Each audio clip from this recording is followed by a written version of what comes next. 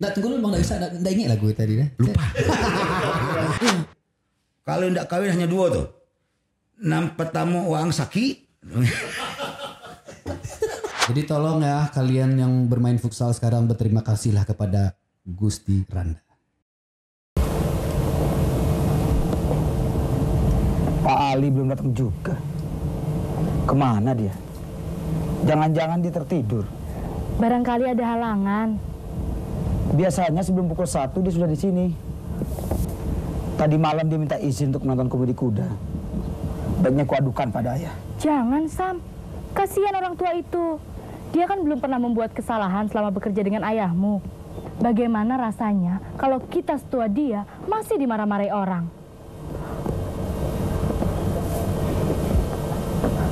Bagaimana kalau kita jalan saja? Hari panas begini. Lihat saja mukamu sudah merah. Ini ada payung.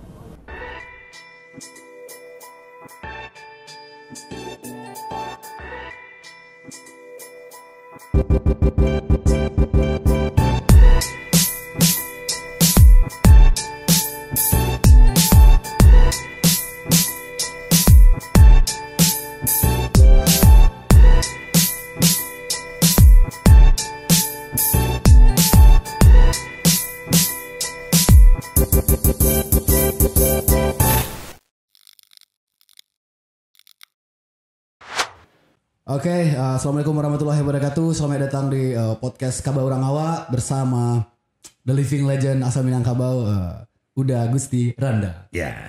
Assalamualaikum dah. Waalaikumsalam. Gusti Randa Malik dah ya? Ya. Malik dah. Ya. Suku apa dah? Sukunya Koto. Koto dah. Iya. Oh, Orang Koto. Awak Koto lah dah. Ada kehilangan kemanakan dulu nak dah. Nggak tahuan kan. Jadi bertanya sekali lagi biar pasti data Iya. udah ya. Udah asli Minangkabau?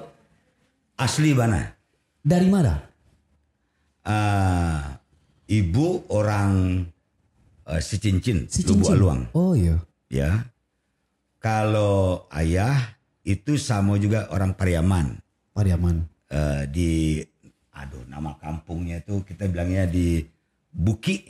Buki. Daerah Buki. Ada kayak Sicincin, pasar Sicincin. Lebih dekat kayak pasar Sicincin. Berarti udah lama udah pulang kampung dia atau tiap tahun atau ada Tiap program? tahun. Tiap tahun pasti Rutin pulang. kali dah? Karena ayah saya masih dikubur di kampung. Di Pariaman itu? Apa di di Sicincin? Buki itu. Di Sicincin. Oke. Ibu masih hidup? Kalau enggak ibu di Tanah Kusir. Ibu masih hidup, Pak? Oh lah meninggal. Iya. Nah, berarti masa kecil seorang Gusti Randa ku di mana gitu dah? Ya, ini harus diluruskan dulu nih. Banyak orang berpikir si Gusti Randa ini pasti gede lahir besar di Padang gitu, di Sumatera Barat. Ya kebetulan enggak. Jadi Ambo lahir di Jakarta. Di Jakarta justru. Gak tahu jembatan Semanggi kan? Jembatan Semanggi. Di Jakarta ini, Oke. itu dulu ada rumah sakit Jakarta di situ. Rumah sakit Jakarta, saya lahir di sana.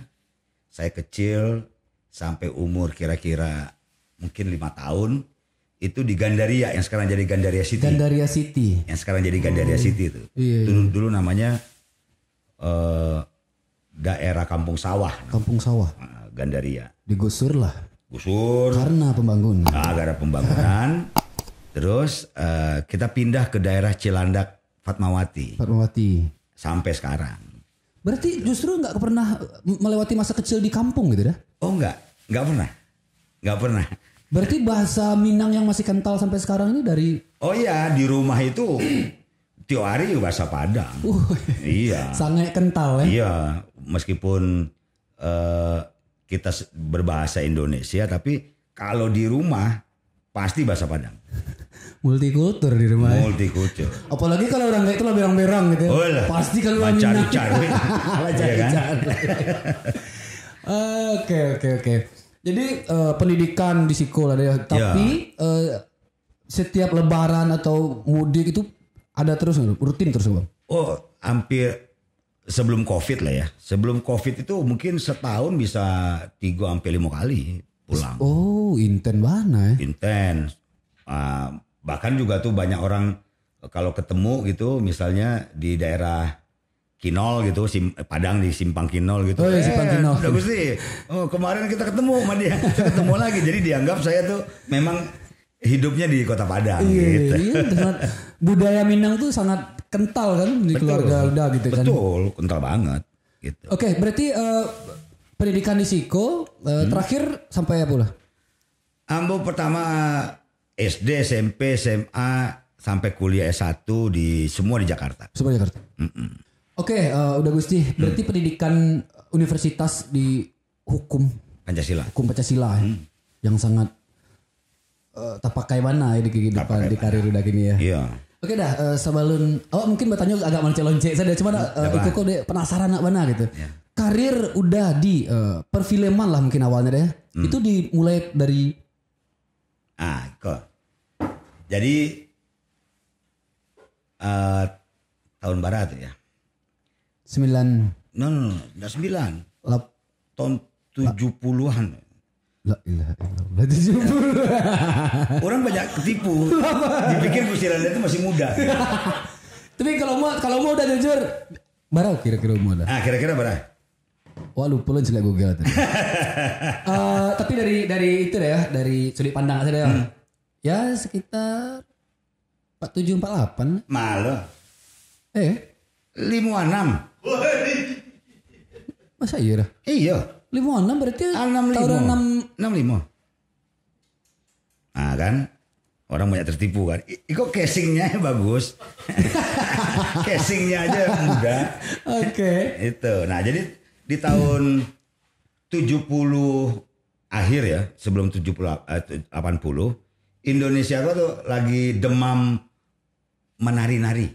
John Travolta. Oh oke. Iya kan? Rock and roll. John Travolta ada film Grace, ada film Saturday Night Fever gitu. Nah, Ambo tuh SMA kelas 1 tuh tahun 81. SMA tahun 81. Lah jaleh tuh umur kan. Nah jadi nari-nari. Nah saya juga yang membuat pertama kali grup tari masuk OSIS SMA itu di SMA 70. Sekarang namanya 70. Wah itu kan. Dulu namanya 9. 9 dan 11. Bergengsi sampai sekarang 70.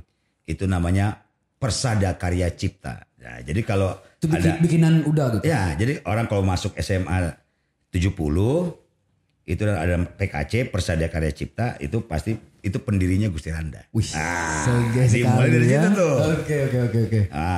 Ya karena kan demam John Travolta kan. Nah kira-kira tahun 83 saya kelas 3 SMA gitu. Ada sutradara film lagi pengen bikin film musikal. Oke. Jadi film musikal tuh bisa dibilang pernah ada, tapi belum saat itu tidak familiar sama sekali. Tahun 80-an film Indonesia kalau tidak salah tuh kita dikerubutin oleh film-film seks. Oke. Tahun 80-an ya kan. Nah, tiba-tiba ada seorang sutradara film almarhum Bobby Sandi pengen bikin film musikal. Pembaharuan. Saya tanya, siapa yang main? Saat itu yang main para penyanyi. Wah hebat juga. Sandro Tobing.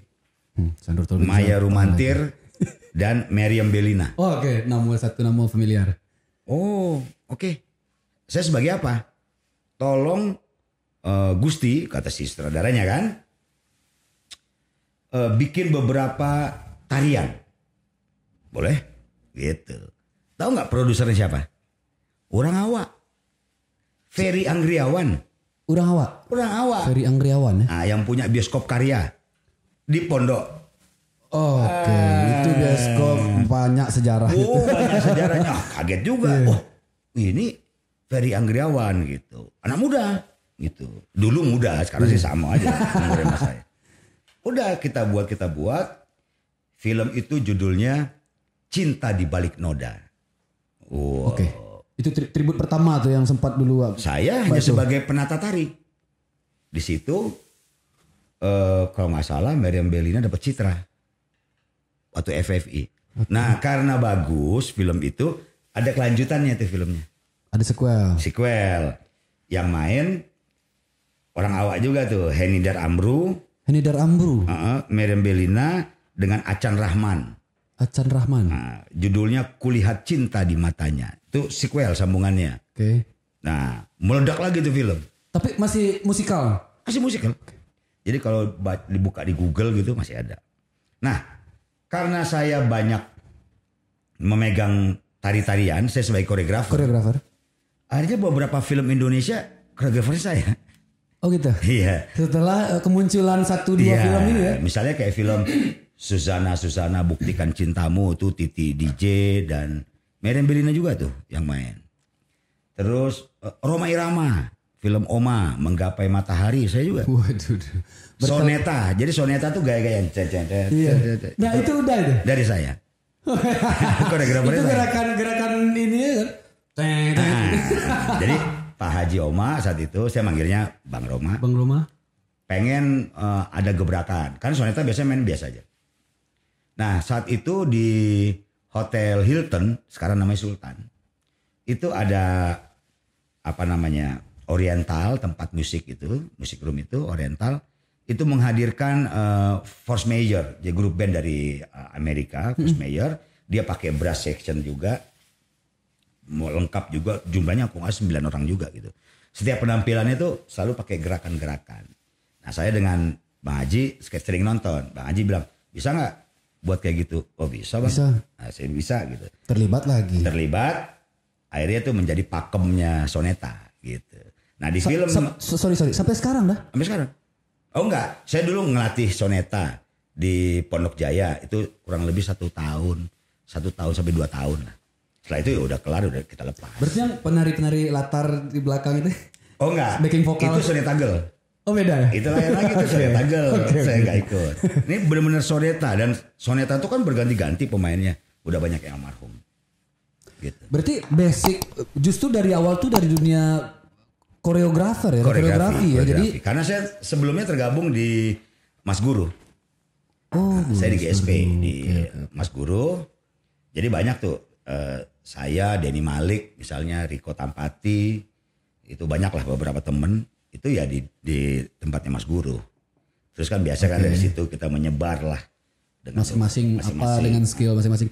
Nah setelah itu baru dapat peluang untuk. Nah jadi tahun 84 karena itu kan 83 tiba-tiba ada Wim Umboh, sutradara terkenal almarhum Wim Umboh, itu lagi mencari pemain. Karena kalau nggak salah tahun 84 itu beberapa artis-artis film yang sudah terkenal itu karena film itu banyak film seks gitu. Mereka nggak mau main. Misalnya Rano tuh udah Rano bersih tuh. Rano kalau nggak salah itu dengan Yesi ke Amerika itu, lagi sekolah di Amerika. Jadi kosong tuh. Jadi ada yang namanya Chris Salam saat itu. Nah, Rudi Salam ya, Chris, adanya lagi. Iya, dia. Roy, Mas Rudi, Mas Roy, Chris. Tiba-tiba saya ditawarin oleh Wim Umboh. Udah Gusti aja yang main filmnya. Waduh, main film apa? Saya kan orang di belakang layar. Kalaupun tampil tuh dalam bentuk tarian. Main. Nah, itulah syuting pertama kali saya. Langsung peran utama itu. Judul? Biarkan Kami Bercinta. Biarkan Kami Bercinta. Wah, dari judulnya terdengar. Bersama Dina Mariana. Dina Mariana Nah, Biarkan Kami Bercinta itu dari novel Mirawe. Yang judulnya Dari Jendela SMP. Yang sekarang jadi sinetron di SCTV. Yang si siapa tuh namanya tuh yang main? Iya. Dulu yang main sama Dina Mariana. Anaknya Om Rano ya, yang pemeran utamanya siapa? Yang main dulu saya. Saya udah lulus SMA tapi jadi anak SMP, bayangin. Makanya saya awet muda orang. Saking awetnya. Iya. Nah dari situlah Warawiri itu next. Terus. Sampai ke Siti Nurbaya. Alun masih jauh ya? Siti Nurbaya itu tahun 90 lah. Ikut tahun 80 awal. Nah jadi setelah film tuh ada sambungannya. Judulnya Yang Masih di Bawah Umur. Yaitu pemain yang sama. Sutradaranya orang awak. Yasman Yasid. Nah, almarhum juga. Saya bermain dengan Rano, Gladys Wandi. Di situ Gladys pertama kali main film. Nah terus banyak tuh filmnya akhirnya. Habis itu banyak main film. Ranjang Setan. Ya Allah, Ranjang. Akibat permainan terlarang. Iya. Itu dengan Robin Panjaitan. Terusnya banyak film sampai terakhir film Potret. Nah itu tadi tuh karya bioskop karya Padang kan favorit. Banyak. Nah, saya termasuk orang yang pertama kali artis film layar lebar yang mau main di TVRI. Nah, gitu ceritanya. Pertama kali. Jadi kan dulu ada gengsi tersendiri kan kalau kita pemain layar lebar kan. Turun rap nih, turun. Oh, mau main di TVRI. Apalagi dulu TVRI itu ada namanya cerita akhir pekan. Oke. Nah itu tiap Sabtu malam itu ada cerita akhir pekan. Itu kalau sekarang disebut FTV lah. FTV ya. Nah suruh main saya. Saya inget banget tuh. Gus Randa mau gak main di TVRI? Mau. Saya bilang gitu. Oh kan jadi aneh kan. Ini orang layar lebar. Dari dunia film ke di TVRI. Kalau gak salah tuh film pertama saya di TVRI itu 1000 Pijar Hati. 1000 Pijar Hati ya. Saya main. Ya akhirnya karena saya sering main di televisi RI, TVRI. Beberapa cerita-cerita itu saya main. Nah mulai dilirik oleh beberapa pemain-pemain film. Karena kan kok main di TVRI saat itu ya TV cuma satu ya. Iya. Berarti. Jadi kalau kita habis main tuh minggunya orang pada bilang, oh lu kemarin main film gitu. Main di TV kesorot ya, banget, kesorot banget. Tapi kalau lu main di bioskop, yang tahu kan yang nonton bioskop. Yang beli tiket doang, yang nonton doang. Nah, jadi pada waktu TVRI kerjasama dengan BRI mau mengangkat budaya Minang, ada 2 mau diangkat. Pertama Siti Nurbaya, kedua Sengsara Membawa Nikmat. Oke. Saya ditawarkan Sengsara Membawa Nikmat dulu. Sengsara Membawa Nikmat, oke. Jadilah si Bidul. Gitu kan.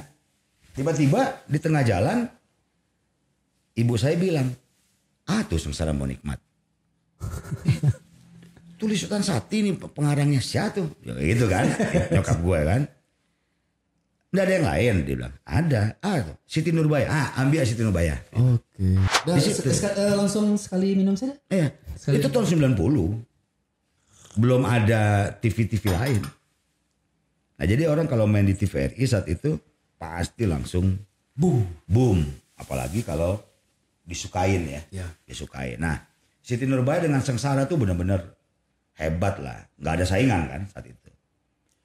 Kalau nggak salah ada juga RCTI itu sudah pakai decoder dulu. Tapi kan hanya sebatas di Jakarta. Iya, terbatas. Daerahnya terbatas. Yang lain masih. Cuman itu yang jadi pintu kira-kira apa dah? Yang membuat seorang Gusti Randa tuh dikenal secara masyarakat Indonesia dan secara karirnya lah. Wah, ini titik. Oh iya. Itu deh justru. Itu. Jadi padahal tahun 80-an awal tuh ambo kan lah Latali Bajo film.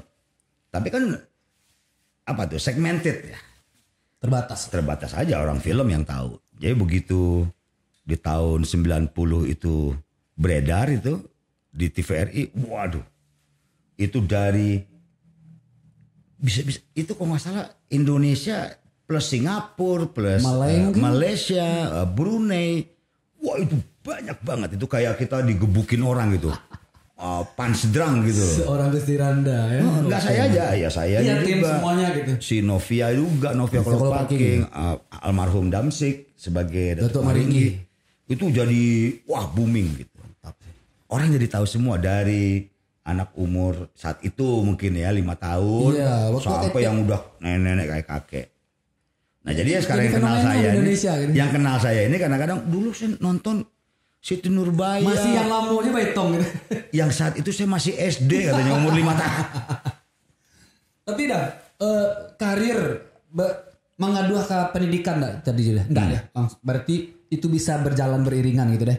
Enggak juga. Ambo S1 itu 9 tahun.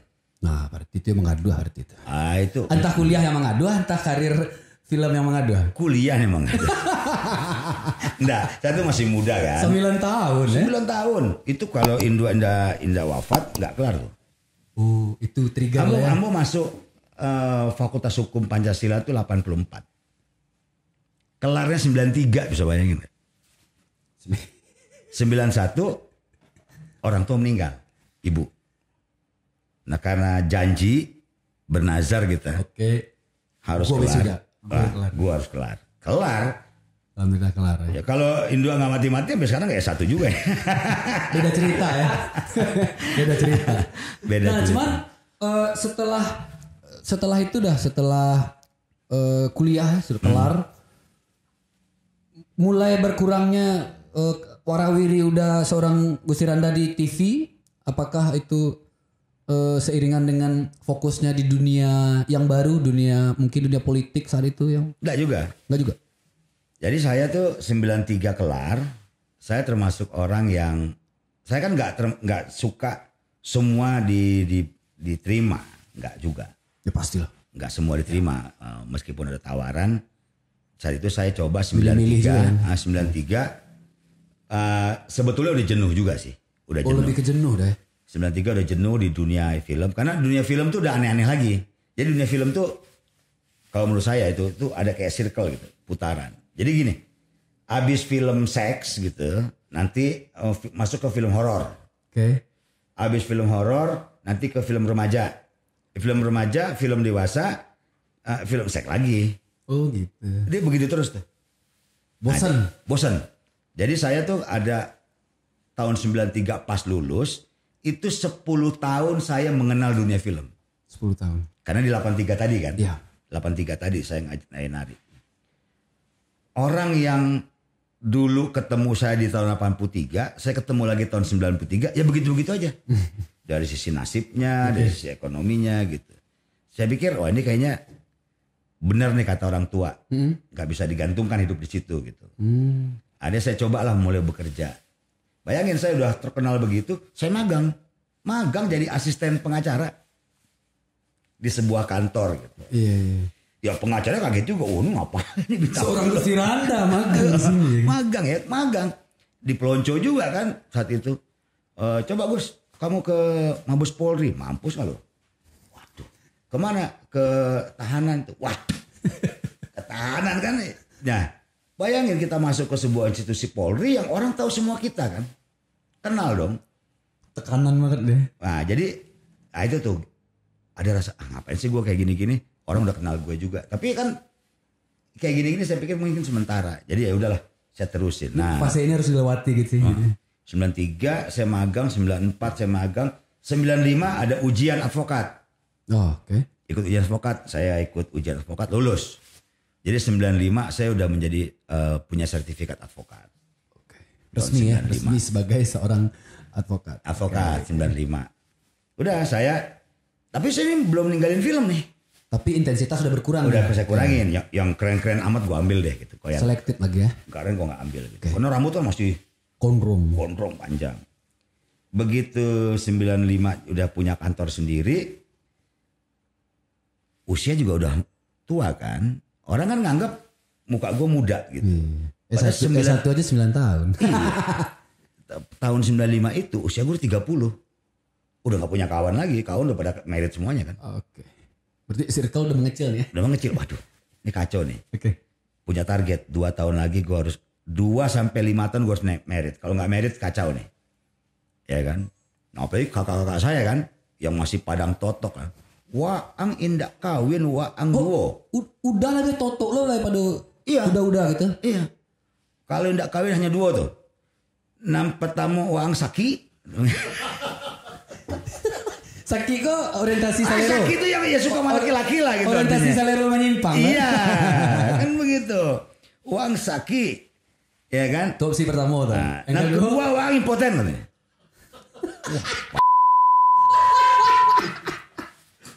Kan begitu kan. Pokok padang. Iya kan. Gak ada basa-basi gitu. Gak ada basa-basinya. Waduh. Nah. Lah umur 30 tuh. Banyak diproduksi. Kalau ada yang umur 17-18 pasti dilarang oleh induanya. Ya kan. Cari yang nansa level. Lah jando 2 kali kali. Tapi kan Gusti Randa. Iya. Nama Gusti Randa kan gadang. Semakin nama Gusti Randa tuh semakin minder. Bukan minder. Orang-orang. Orang batanyo. Iko lai bana kau mau jadi suami dari anak. Justru dipertanyakan lagi. Macam-macam gitu. Nah, akhirnya ya udah. Jadi udah nggak ada fase lagi pacaran-pacaran. Begitu dapet cewek harus kawin. Dijodohan? Ah, nggak dijodohan. Tahun 97 baru kawin. Rekan Nikah. 97 baru nikah. Jadi Ambul ya termasuk telat lah kalau sebagai laki-laki. Tahun 97 married, 98 akhir baru punya anak.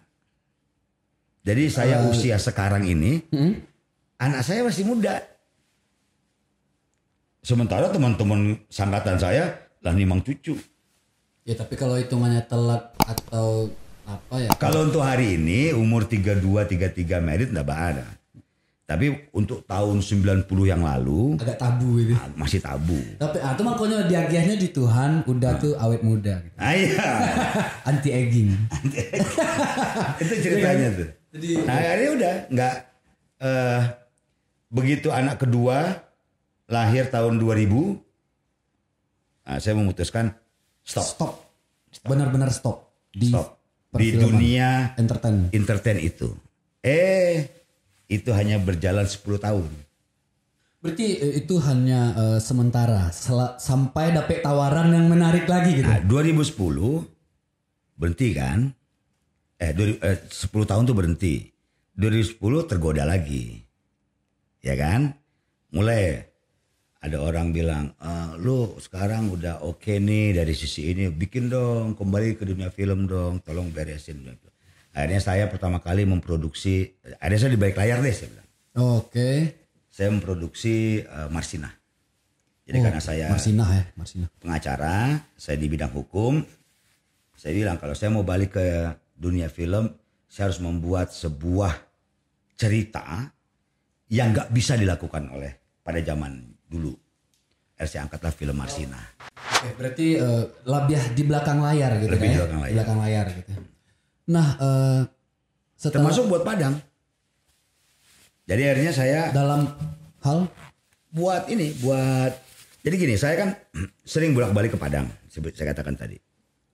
Saya pikir apa sih yang ini gini kalau mau jujur ya. Dunia film itu lahir karena orang awak. Dunia film karena orang awak lahir. Misalnya apa? Tonggak perfilman Indonesia itu 2 orang awak. Iya.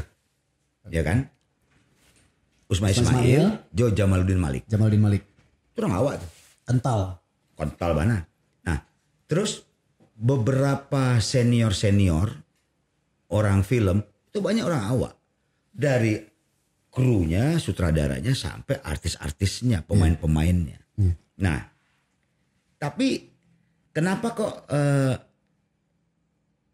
Padang Sumatera Barat itu nggak melakukan saat itu saya melihat ya, tidak melakukan sebuah kegiatan eksploitasi terhadap bakat-bakat yang ada. Minang khususnya. Di Minang. Akhirnya saya ketika banyak televisi daerah, saya berpikiran, gue pengen buat nih sesuatu di Padang. Nah akhirnya kerjasama saya dengan Padang TV. Perusahaan saya kerjasama dengan Padang TV. Saya bikin tuh komedi satir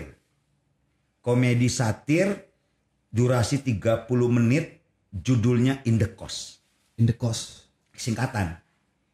In the Coast itu ini dia karakter orang Sumbar. In the Coast. Memang ceritanya tentang ada sebuah rumah yang ada orang beberapa ngekos di sana. Nah cerita bermula dari sana. Lumayan sampai 13 episode. Nah, tapi karena satir, saat itu ada pihak yang wali kota kita nih, wali kota Padang nih, siapa tuh yang marinir tuh lupa. Pak Fauzi Bahar bilang, Gus, bikinlah yang bagus gitu. Nah saya tuh setiap episodenya kalau kata orang awak nyinyi bana gitu, setiap episodenya. Misalnya gini, ketika kita punya Minangkabau International Airport, itu kan kebanggaan dong. Wah, International Airport keren nih. Dari Tabing tiba-tiba pindah ke Mia. Standar internasional. Saya bikin satu episode tuh. Apa episodenya? Masalah taksi. Airportnya internasional, tapi taksinya nggak internasional. Lokal banget ya. Lokal banget. Indah pakai argo. Ya kan? Boleh tawar menawar. Boleh tawar menawar. Ado yang mama gua. Macam-macam. Ya kan nampak orang dari agak-agak Kau orang Jakarta kau. Nah. Dan Pak gua. 2 kali DP ongkos. Kayak begitu. Nah, setiap episodenya selalu ya ini karakter orang Sumbar. Jadi memang ada kritik, otokritik. Ya moral, kental moral lah itu pesan. Misalnya dulu di Padang itu wajib naik motor pakai helm. Ditanya nih, dah, mangga pakai helm dah. Oh helm itu penting ini. Pelindung. Ini enggak pelindung kok. Supaya tidak ditilang. Jadi pemakaian helm itu hanya karena supaya tidak ditilang. Bukan masalah aman gak amannya itu kepala gitu. Jadi kayak begitu. Esensi, ya. Jadi banyak itu. Dan itu anak muda senang. Nah jadi memang ketika kita berbicara. Keseharian ya, tema-tema keseharian. Keseharian. Terus ada lagi cerita. Dia orang awak. Baru merantau 3 tahun di Jakarta. Babalia pulang ke kampung. Gayanya orang Jakarta. Ya, itu masih namanya pun ganti. Namanya si Bella. Yang tadinya mungkin si Rosmaini namanya kan. Lah jadi si Bella namanya kan gitu. Sampai gini itu masih terjadi. Nah, yang kayak begitu saya angkat. Karena saya kan bergaul dengan teman-teman di Sumatera Barat gitu. Jadi seneng mereka gitu. Jadi dia ngomong gini, begitu turun di Mia itu di airport, ya tukang taksi tadi itu, Mama Kok tuh. Lu nggak tahu gue ini orang Jakarta gue nih. Bapak Suan juga baru ya. Dialeknya aja orang awak mana itu kan. Nah, kayak gitu-gitu ceritanya. Terus bagaimana anak di pangku kemenakan di Bimbiang itu kan suka dibilangin tuh. Nah ada cerita tuh satu episode misalnya. Si mama kok tidak setuju ponakannya kawin orang yang itu gitu kan. Ya, calon laki kan setuju. Calon laki lah dengan segala macam uang jampu itu segala macam lah gitu-gitu. Nah itu saya angkat cerita lagi. Oke, udah. Akankah seorang Gusti Randa akan mengulang proses produksi atau membuat sebuah gebrakan lagi yang pastinya untuk etnik Minang diangkat ke kancah nasional? Kalau keinginan banyak banget. Salah satu Tuanku Imam Bonjol. Itu kontroversi itu sekali. Kalau dibuat kerennya minta ampun. Di kepala ini sudah ada bentuknya. Ya, jadi pada waktu kemarin saya cerita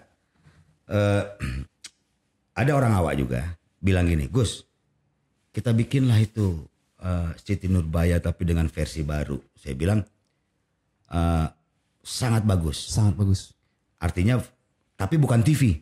The movie pasti. Harus movie pasti. Wah itu ya movie. Akhirnya itu proyek kita buat lah. Movie kerjasama itu dengan apa? Australia ikut kerjasama. Karena sekarang pakai CGI kan. CGI. Jadi kita harus mengikuti. Indonesia belum bisa ya CGI. Udah bisa tapi kurang mulus. Okay.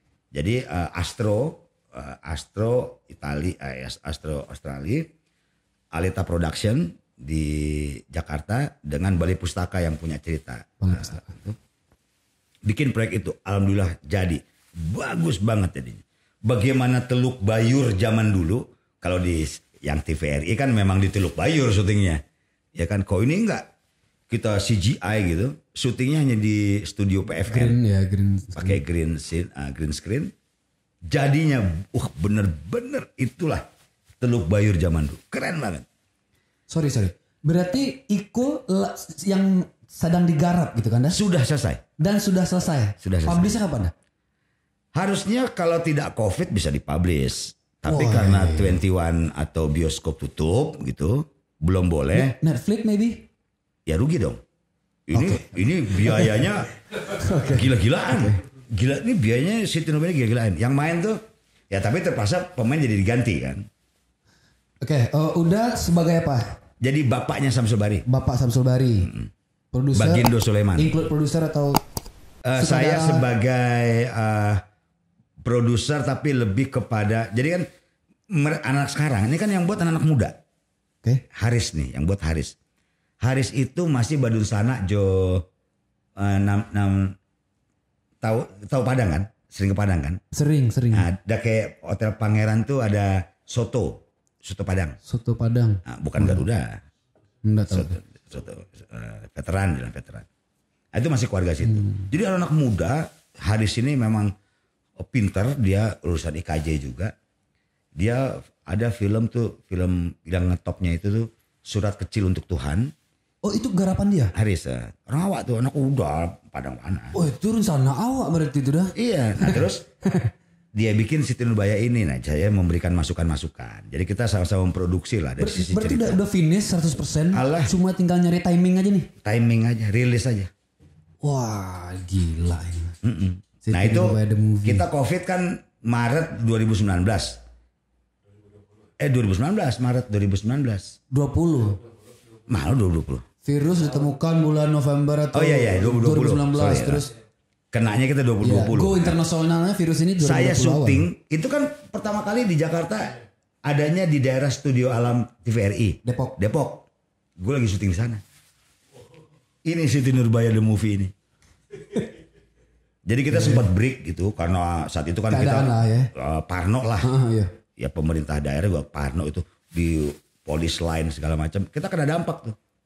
Akhirnya karena belum ada PPKM segala macam, belum ada PSBB, kita masih bisa syuting lagi. Masih bisa nyuri-nyuri nih. Nah, nyuri-nyuri, kita pindah lagi ke Jogja, kita pindah ke daerah Sleman syuting.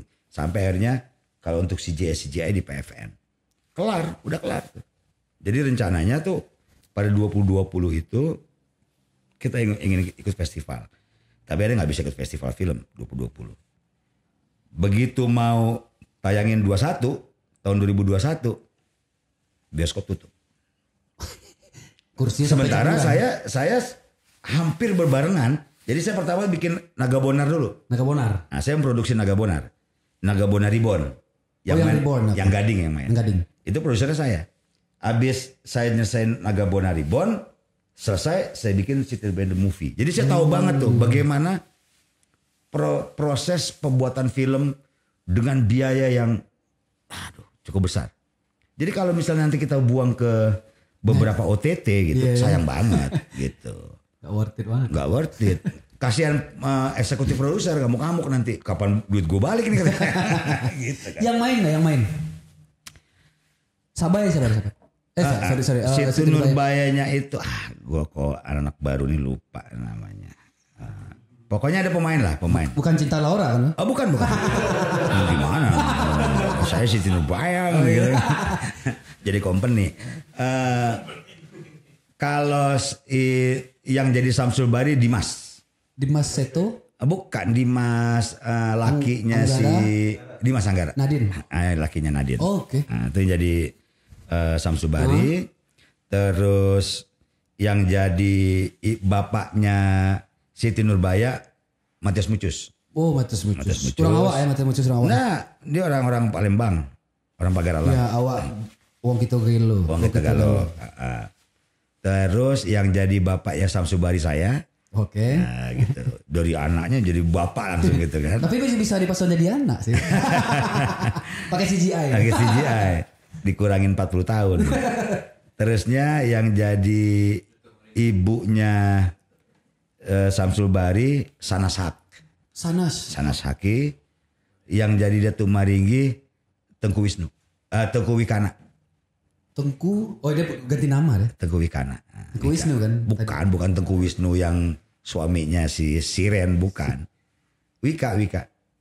Yang sering main di film itu. Wika. Nah itu. Jadi menurut saya lebih gagah di sini CGI-nya. Jadi misalnya tabakanya Pasagadang gitu. Kalau dulu kan ya ala kadarnya. Oh, tabaka Pasagadang benar. Wow gitu. Kalau dulu ada apa deh? Depan kamera dikasih api. Mode MKF Indosiar. Iya. Depan kamera dikasih api jadi kebakar gitu. Kok ini bener-bener pakai CGI. Jadi Pasagadang tabaka itu bener-bener tabaka. Bagus deh pokoknya. Nah, jadi saya berpikir sebetulnya di zaman sekarang yang segala macam udah ada itu ya, revolusi digital, ada beberapa cerita di Sumatera Barat yang harus kita angkat. Tuanku Imam Bonjol itu betapa hebatnya, betapa kontroversinya. Ternyata misalnya Sentot Alibasa itu masih ada hubungannya dengan Diponegoro misalnya. Nah itu kalau mau kita angkat, Itu cerita jangan sampai orang bilang Taliban, nah kayak gitu-gitu misalnya kan. Jadi orang bisa mengerti. Oh gitu ya. Ini Padri kan, itu abad, gitu ya. Start dari abad 18 ya. 18. Nah, dan kebetulan, bukan kebetulan, memang saya tuh abis Siti Nurbaya, semua cerita mengenai Sumatera Barat, apakah itu menjadi FTV atau menjadi sinetron, pasti yang main saya. Nah jadi itu saya bilang, pasti terlibat. Misalnya film tentang kakeknya Marsanda, Sofyan Ponda, yang jadi Sofyan Ponda saya. Tuh ada tuh filmnya tuh Sofyan Ponda, yang jadi Sofyan saya.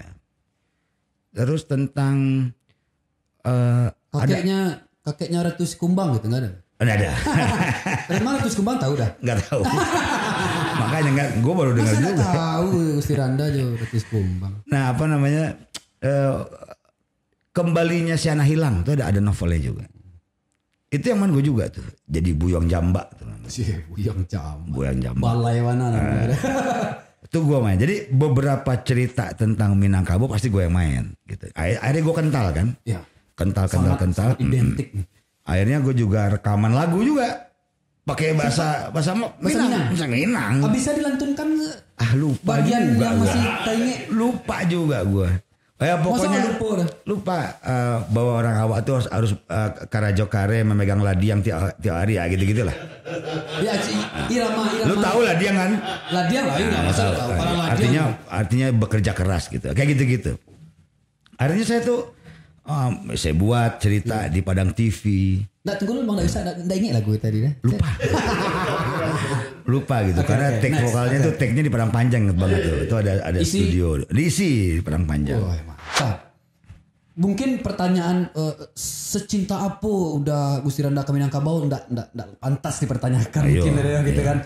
Nah, dan penasaran apa ya semacam petata petiti Minang yang papa atau mama sampaikan yang kira-kira jadi landasan mana untuk seorang Gusti Randa dalam kehidupan gitu. Kalau di rumah itu udah bukan lagi pepatah teori diomongin. Kalau pepatah itu kan kalau sekali waktu aja kan. Drama gitu ya. Nah, itu ini teori. Emosi. Wangko lah di bumi pijak itu jinjuang gitu tiap hari tuh capek. Sebenarnya bare gitu ya. Cuman dengan enteng dengan teori ya macam-macam. Orang tua saya termasuk totok lah gitu. Iya. Minangnya totok karena kakek saya dulu juga kakek saya ini Datuk Rajo Ameh gitu. Datuk Rajo Ameh dia juga kalau sekarang namanya DPD ya, Dewan Perwakilan Daerah ya. Kalau itu dia Vokrat ya, dari Pariaman. Jadi memang keluarga saya itu keluarga yang kental banget. Berarti udah enggak ada pegala kan? Karena gue kawin sama orangnya. Yang dulu kan Sunda enggak, orang Kalimantan ya. Kalimantan jadi ndado gelar. Jadi meskipun totok begitu, keluarga saya Nusantara juga. Misalnya kakak uni saya yang pertama Nanggae nomor 1 dapat orang Pokambah. Pokambah kan, orang Priaman tuh. Ya. Priaman. Uni awak yang kedua dapat orang Jawa. Wong Purwokerto. Ini ya family plural. Nah, plural kan. Okay. Nah, udah awak nan tuo yang ketiga dapat orang Solo. Orang awak. Udah awak nan nomor rampe dapat orang Gombong Jawa. Ya kan? Nan kalimo dapat orang Matua. Orang Matur. Uni. Ambo tuh 3 cewek, 3 cowok. Ambo dapet orang Kalimantan. Jadi Nusantara banget ya. Tapi meskipun Nusantara kalau masuk jadi orang Hawa kan harus ikut orang Hawa. Ikut Minang. Orang Somando masuk. Masuk Jawa enteknya. Ada cerita kan. Kayak gitu. Mantap sih. Oke, udah Gusti Randa, sejenak kita lupakan Minangkabau kita. Kita berbicara masalah Gusti Randa dan PSSI. Nah, oke. Nah itu bahas sejarah dulu tidak. Seorang advokat ya kan dengan dunia advokasi yang begitu rumit kan dan penuh tantangan, pai ke persepak bolaan Indonesia. Ya sebetulnya ceritanya panjang. Kalau mau bicara PSSI dengan saya bisa 1 minggu tuh ceritanya. Oke, kita persempit aja. Kita persempit. Highlight. Oke. Jadi saya berkecimpung dengan dunia sepak bola dari kecil.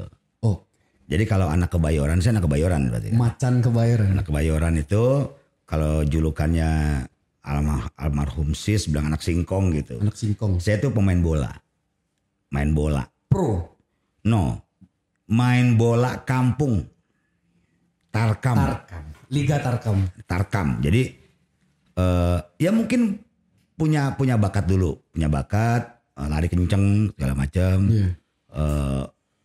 Kita juga sering melihat gitu.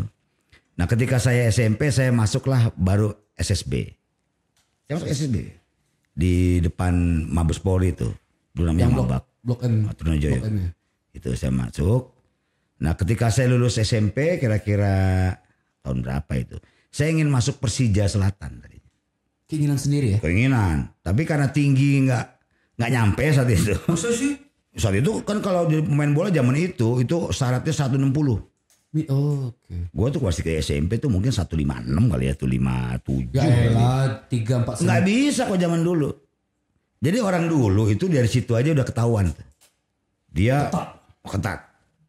Ada gue enggak. Nah karena gue enggak, ketika gue SMA gue jadi tim sekolahan. Nah saat itu kita lagi demam dengan orari. Break. Ngebreak 2 meteran. Oke. Iya kan? Geli kan dengernya kan? Sekarang geli. Dulu gue hebat banget dulu. Keren. Nah anak 2 meteran itu selalu punya klub bola tuh dulu. Tanding yuk. Tanding. Break. Oh, ayo tanding. Nah macam-macam tuh. Nah selalu gue jadi ditarik. Ya biasa. Ya cukup jago kali mainnya kan. Ditarik. Nah begitu gue kuliah gue dalemi lagi. Karena Pancasila dulu diproklamasi kan. Bukan di sereng-sereng sekarang dulu. Pancasila dulu diproklamasi sebelah Prambos. Nah di belakang Prambos itu lapangan bola. Nah kenapa gue 9 tahun? Karena sering main bola daripada kuliahnya. Oh berarti dunia bola ini udah cukup mendominasi ya di kehidupan muda gitu. Nah begitu karena jadi artis. Saat itu Ketua Umum PSSI Pak Agum Gumelar. Pak Agum itu seneng bahwa ada artis yang bisa main bola. Kebetulan saya termasuk artis yang bisa main bola. Saat itu Parvi misalnya kan main bolanya lucu-lucuan. Iseng aja nih. Yang main gitu. Bang Benyamin, Darto Helm, yang main Edi Sud, S Bagio gitu-gitu. Nah begitu tahun 84 yang tadi saya udah bercemung dalam film. Ketemu Mas Ratno Timur, ditanya, Gus kamu main film? Iya. Jadi anggota Parvi? Iya. Hobi kamu apa? Bola. Kamu urusin bola Parvi deh. Cocok nih. Oh kalau saya urusin saat itu mungkin gue ngomongnya ya. Tapi oke deh saya ngomong gitu. Akhirnya jadi bener mainnya gitu. Bukan sekedar lucu-lucuan gitu. Ya serius mainnya. Sesuai standar nih. Nah, tahun 86 tiba-tiba ada seorang pemuda datang mendaftar menjadi anggota Parvi. Terus dia mau main bola. Karena mengaku satu level dengan Aaron Winter. Waduh. Ayak. Siapakah dia? Haji Mas Said. Oh almarhum. Oke. Haji kan udah di Belanda kan. Main film tuh Cinta Sepotong Roti. Terus dia jadi anggota Parvi. Akhirnya saya dengan Haji lah membangun itu. Saya sama Haji, saya sama Advent Christie, sama Johan Semima dengan Advent Bangun yang gede-gede. Akhirnya saya main bola dengan Adam Hans, Jordan. Adam Stardust, Adam. Oh, kan Adam yang main Sidul si Hans. Adam. Oh yang India. Itu. Udah kita bangun di situ juara tuh. Nah akhirnya jadi Parvi itu sepak bola serius. Iya. Nah maka sepak bola artis itu dimulai dari Parvi. Lalu ada Bang Jelly Tobing bikinlah Selebritis Jaya main bola. Selebritis Jaya. Itu tetap yang main semuanya Parvi juga gitu. Akhirnya pada tahun 93 96 ya. No. Tahun 2003 saya sama Gugun Gondrong bikinlah Celebrities Football Club. Saya buat tuh. Celebrity FC ya? SFC. Nah, Celebrities Football Club. Saya presidennya. Capek juga seumur hidup kan. Akhirnya ganti sekarang yang pegang Judika sekarang. Judika yang main ada teman-teman artis-artis yang muda-muda lah. Maju sekarang. Raffi juga ikut. Atta juga ikut. Nah jadi karena bergaul di bidang sepak bola. Akhirnya ketika Pak Agum Ketua Umum PSSI. Pak Agum kan ingin mensosialisasikan sepak bola yang benar gitu. Ya. Akhirnya saya diundang. Beberapa artis yang bisa main bola, saya, Aji, Primus ikut deh saat itu. Tapi masih junior banget. Ongki Alexander ke? Enggak. Oh enggak, itu enggak. Ongki Alexander. Enggak, Pak. Yang pasti kita yang bola pasti jauh dari narkoba begitu kan. Okay. Jadi Pak Agung senang. Nah kira-kira tahun, saya lupa ya, Pak Agung tahun berapa. Indonesia diperkenalkan yang namanya futsal. Nah futsal saat itu yang mendapatkan sertifikat futsal dari FIFA itu ada Roni Patinasarani. Nah, Roni Patinasarani. Begitu sampai dia dari FIFA sampai ke Jakarta, Pak Agung bilang, tolong itu bantu Bang Roni Patinasarani. Nah saya kebetulan dengan pemain bola timnas itu dekat karena sering main bareng gitu. Okay. Main bareng. Akhirnya dengan Bang Roni. Akhirnya saya, Haji Mas Said, Bang Roni yang mensosialisasikan pertama kali futsal di Indonesia. Di Indonesia. Apa itu futsal, bagaimana main futsal, segala macam kita. Ini peraturannya, ini standarnya. Peraturannya. Sampai datang si siapa? Timnas, Kapten tim Zidane ke Jakarta itu. Diundang ulang tahun Jakarta oleh Pak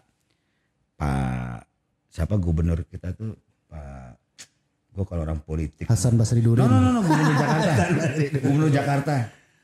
Sutioso diundang, Zidane, kita main tuh di duku bawah, sebelum duku bawah dihancurin. Main bola sama Zidane. Jadi tolong ya kalian yang bermain futsal sekarang berterima kasihlah kepada Gusti Randa.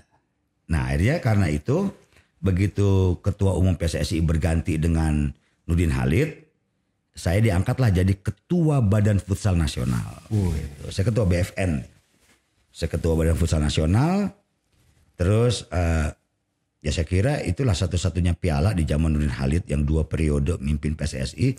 Hanya piala juara futsal AFF. Kita juara AFF. Ya, AFF. Juara kita di Vietnam. Juara 1 kita. Wah itu dapat piala itu. Keren banget. Ketuanya gue kan, manajernya Darius Sinatria, manajer Darius. Nah begitu kita ikut AFC di Uzbekistan, kita kalah, dibantai. Jadi memang kita untuk futsal saat itu kita nomor 1, paling kita 1-2 tuh antara kita sama Thailand. Saat itu loh. Kalau sekarang mungkin kita udah keberapa? Berat banget. Thailand berat saat itu. Kalau sekarang mungkin kita udah sama kali. Setara lah dengan yang lain, dengan Laos kali. Laos ya. Nah jadi karena di Badan Futsal Nasional zaman Pak Nurdin, nah ya waktunya kurang tepat mungkin ya. Jadi PSSI timbul gonjang-ganjing. Masalah pertama itu adalah ada 2 liga, dualisme liga, ada ISL, ada IPL. Iya. Siapa yang mau ISL ya sampai timnas pun ada 2. Terpecah. Saya termasuk bagian yang ya ikut arus yang bener aja lah. Saya tetap ISL, tetap semula timnas, ya, yang semua yang awal. Teman-teman yang IPL itu di luar sana ngantem. Karena gonjang-ganjing gitu, akhirnya saat itu berganti menteri kita tuh siapa tuh yang kemarin habis KPK tuh, menteri olahraga tuh. Nadiem Makarim. Menteri olahraga itu siapa? Habis itu orang PKB. Oh, Imam Nahrawi. Wah, ini kacau nih begini harus bener nih kata Imam Nahrawi. Udah, Kongres PSSI terpilihlah Pak Lanyala Mataliti jadi Ketua Umum PSSI. Saya jadi salah satu exco. Nah, makanya kalau bicara PSSI itu zamannya Agung Gumelar. Saya jadi exco, terpilih di sore hari, terpilih di pagi hari, sore hari PSSI dibekukan. Oleh Imam Nahrawi. Itu langkah kidal. Bagaimana dibekukan? Organisasinya boleh dibekukan, tapi olahraganya nggak bisa dibekukan. Kompetisinya nggak bisa. Akhirnya dengan segala macam lah kita tetap bikin. Ya udahlah, yang dibekukan PSSI. Tapi Torabika masih bisa main dong. Torabika Liga segala macam kita buatlah turnamen. Begitu Bang Nyala diganti, banyak diganti itu dengan siapa tuh Ketua PSSI. Nah, saya nggak ikut. Oh, udah di luar nih. Saya nggak ikut, saya gitu. Nah akhirnya Itu pun cuma sebentar. Gonjang-ganjing lagi nih PSSI. Ketika kita bikin kongres yang bener deh. PSSI ada namanya Edi Rahmayadi. Ketua Umum PSSI Edi Rahmayadi Pangkostrat. Saya jadi exco lagi. Masuk lagi. Ketika saya jadi exco di Edi Rahmayadi, gonjang-ganjing lagi. Pokoknya PSSI ini nggak boleh tenang gitu.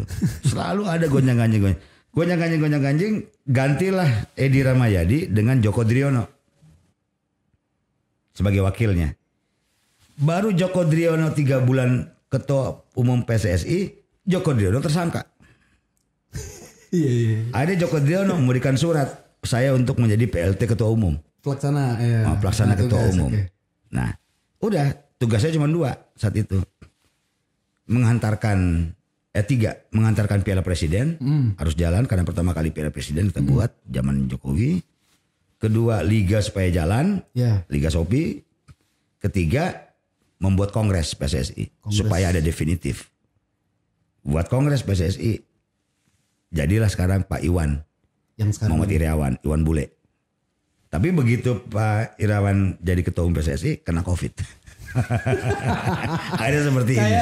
Nah itulah perjalanan saya perjalanan saya di sepak bola sampai saat itu saya merangkap exco, merangkap PLT ketua umum, merangkap juga komisaris PT Liga. Gitu. Ada deh COVID terakhir masalahnya. Oke dah, sebelum kita akhiri dah podcast Kaba Urang Awakku, bolehlah sekiranya awak meminta sebuah quote dari perjalanan udah sejauh aku sampai kini yang bisa udah bagi untuk sanak-sanak Minang, untuk adik-adik, untuk kemenakan-kemenakan di kemenakan Minang di maupun Baradu. Sebetulnya ini kalau lebih baik pakai bahasa Indonesia ya, karena bebas. Bahasa Padangnya harus tepat. Jadi ibu saya itu, orang tua saya lah, suka ngomong gini, jadilah ikan. Meskipun di laut, inya ndak asin. Dagingnya tetap manis. Ndak asin. Padahal di laut. Jadi kalau kita bergaul dengan orang jahat, nggak apa-apa. Tapi kita nggak boleh jahat. Nah itu, jadilah ikan. Terus jadilah air. Air itu masuk segitiga jadi segitiga, segi ampe jadi segi ampe. Artinya jadilah orang fleksibel. Ya kan? Ya. Jan jadi aso. Aso itu ngambang dia. Nggak berpijak. Ya. Nggak kuat dia, nggak kokoh. Nggak konsisten. Aso itu diginiin aja pakai tangan tanpa tenaga. Buyar dia. Ya. Nah, kalau jadi pohon, jadilah pohon jati. Pohon jati, lamu hidupnya. Gadang daunnya. Kue batangnya. Yeah. Baguno hidup, jadilah pohon kelapa. Pohon kerambit. Yeah. Semuanya baguno. Nah itu yang selalu di kepala saya itu muter-muter. Karena dari kecil tuh dididik kayak begitu. Tanamkan terus. Terus gitu. Ya seperti saya bilang tadi, di bumi dipijak. Situ lagi dijunjung. Mangece itu ada yang luruy, malere, yang mana daki segala macam. Karena ibu saya sebelum meninggal ngomong gini. Anglah tahu populer. Semua orang tahu. Lah jadi artis gadang. Ibu ndak bangga. Tapi ibu bangga. Lah ado ijazah uang bawa tidur, bawa lalo, ndak ada. Tapi wah itu yang masuk kuping gue bilang, aduh gila, lu mau bawa lalo ya nggak apa-apa tuh. Yang penting lulus S1. Sarjana. Nanti dibawa tidur segala macam. Udah 91 nyokap gue meninggal. Bayangin gue harusnya udah kelar kapan-kapan kan. Gue mulai lagi kuliah yang benar. Gue keber 2 tahun. 93 finish. Dengan 144 SKS. Dengan nilai skripsi A. Wow. Profesor almarhum Lubi Lukman saat itu yang ngetes gue. IPK berapa IPK? IPK gue 3, nggak sampai 3,8 gitu ya, 3,1 lah. Tapi kan karena zaman gue itu belum pure semesteran. Masih ada tingkat gitu dulu. Kalau kuliah dari tingkat 1, tingkat 2, tingkat 3 gitu. Semesteran itu masih hybrid gitu. Percobaan lah ya. Oh iya masih gabung-gabung Iya, gitu. Jadi gue misalnya gue bisa nggak ulang gitu. Jadi gue pernah tuh kuliah yang ngajar temen gue. Jadi kalau nggak salah tuh 92 gue masuk kuliah gitu. Itu pengantar semester 1 gitu. Teman. Gitu. Kok lu yang ngajar? Iya gue setuju gak usah masuk, gue gak enak malu katanya. Udah absen aman gitu. Absen aman. Bayangin sampai kayak begitu. Nah saya punya ponakan, ngambil hukum juga. Dia anak 87. Bisa bareng tuh lulusnya. Bisa bareng tuh. Bisa satu kuliah sama dia tuh. Lucu kan. Ya itulah beberapa quotes-quotes ya gue kira ya. Mantap sih itu. Karena gitu. Karena benar. Betul. Pas banget. Jadi udah terima kasih dah kami ucapkan sekali lagi. Iya sama-sama. Waktu yang udah luangkan ke Siko bermain bersilaturahmi. Mudah-mudahan udah sehat selalu sekeluarga. Ya, dimudahkan sadu alam. Amin. Akhir kata kami ucapkan Assalamualaikum warahmatullahi wabarakatuh. Waalaikumsalam.